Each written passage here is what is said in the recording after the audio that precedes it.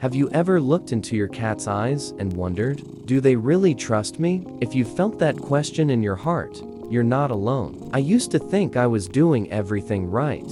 Food, toys, cozy spots, but my cat kept her distance. No cuddles, no purring, just a polite tolerance. But then everything changed. I discovered 3 simple things that finally made my cat feel safe. And for the first time ever, she trusted me. Stick with me, because by the end of this video, your cat might just choose you the same way mine chose me.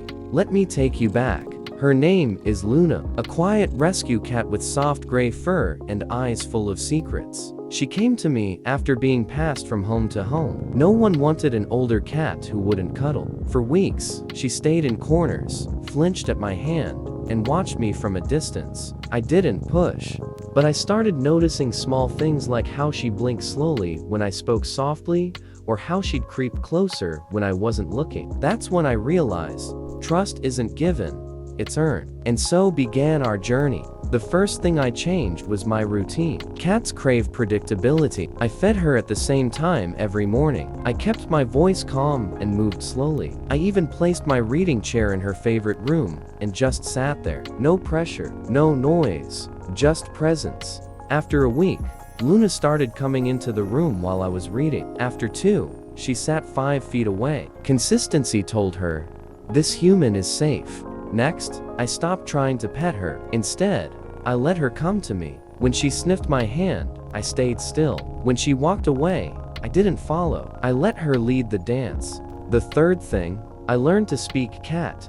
Cats communicate through body language, slow blinking, tail flicks, ear movement. I mimicked her slow blinks. I spoke in soft tones. I never stared directly at her. In play, I discovered her favorite toy, a wand with feathers. I didn't dangle it to close. I let her stalk and pounce at her pace. It wasn't just fun, it was bonding. Through this, I was showing Luna, I understand you. One rainy morning, as I sat reading with tea in hand, Luna jumped onto my lap and purred loudly. For the first time ever, she looked up at me with those deep amber eyes and blinked slowly. That was it. All the patience, quiet presence, and respect had built something real. Trust. So if you're wondering how to earn your cat's trust, remember Luna's story. It's not about doing more, it's about doing less. With more heart, be consistent. Let them come to you. Speak their language. Marley found a little dude in an unfinished building a few days ago. He's a kitten. He weighed 600 grams when she found him. He was weirdly docile and his paw was bent at a weird angle. She brought him home, and he lives in their yard now. Made a splint for his paw. After a few days, he started eating better. She've even giving him as much food as he wants. She've read kittens are good at regulating their food intake. He has a nice box to sleep in, regular meals, and clean water. Made him a place to poop, a deep container filled with soil, and I refresh it daily. Over time, he's eating more and his arm looks much better. How does she get him to trust her enough to let her to pet him? 1. Stay close to him while doing your best to completely ignore him. Don't look at him very much. He will get more comfortable when he realizes he can move about and do what he wants without you staring at him or suddenly moving. My cat did this for like 3 months. Just feed him and go about your life, and eventually he'll chill out. 2.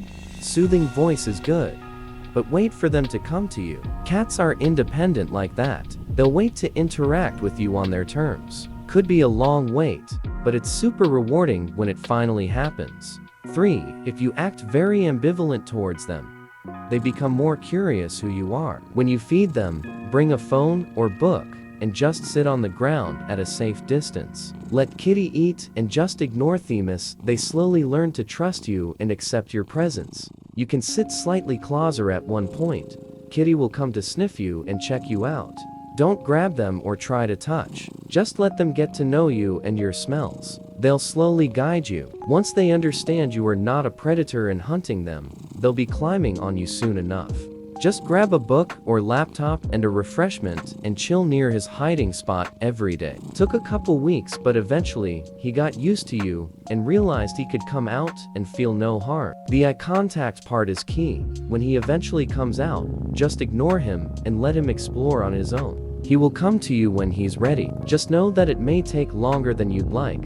Cats are careful creatures and leave nothing to chance. Once they start looking at you, slow blink at them. Cats close their eyes around people they trust. When they slow blink at you, that's a cat version of "I love you."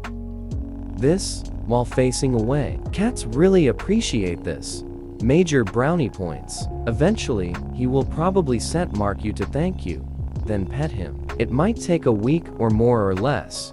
You can spot for him while he eats. It often involves loud meowing and scratching shit as well. You can talk gently, leave treats nearby, and ignore. Cats have to come to you, but they'll also see you're the source of treats and will eventually get curious.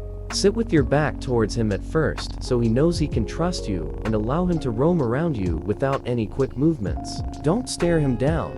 They think you are waging war. Don't stare too long. They can view staring as a threat form of aggression. Just feed him and provide shelter and wait him out. He will come around. You can have a long wiggly stick with some interesting smell at the end for him to start playing. But just move, no stare. Probably, you'll be able to play with him first before you'll be able to touch him. Kittens, especially those who have gone through tough times, can be fearful and distrustful at first. It's important to remember that each cat has its own unique personality and needs. Also, don't use prolonged eye contact, as that's usually interpreted as confrontational by cats and can make them anxious. If you do make eye contact, use the slow blink technique before looking away and paying attention to something else or napping. That helps to communicate that you are a safe space and you care. In addition to the slow blink guidance, I think even more important is sitting turned away from the cat.